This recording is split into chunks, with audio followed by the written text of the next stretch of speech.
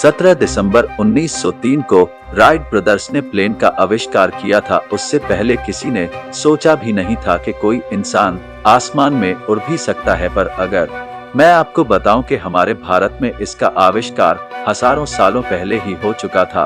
उस समय के प्लेन आज के प्लेन से अलग होते थे और उन्हें विमान कहा जाता था। चलिए जानते हैं कि उस समय के विमान कैसे होते थे।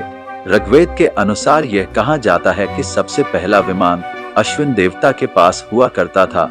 ये एक प्रकार की उड़ने वाली मशीन थी जो 3 मंजिला तक ऊंची होती थी, आकार में तिकोनी होती थी, जिसमें 3 यात्री बैठ सकते थे।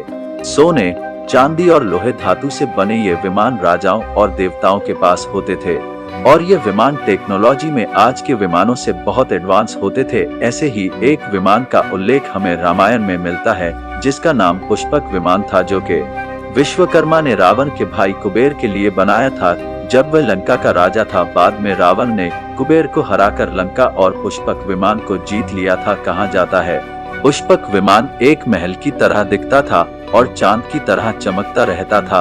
वह बहुत बड़ा था और ये सोने और चांदी से बना हुआ विमान था। पुष्पक विमान मन की गति से चलता था और मनचाहे आकार में बढ़ या घट जाता था।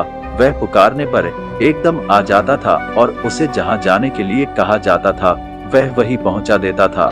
इसमें बैठे यात्रियों को हिलना ढुलना और कंपन का एहसास भी नहीं होता था। दोस्तों, हमारी टेक्नोलॉजी इतनी एडवांस है पर फिर भी हम अभी तक कुछ ऐसा नहीं बना पाए।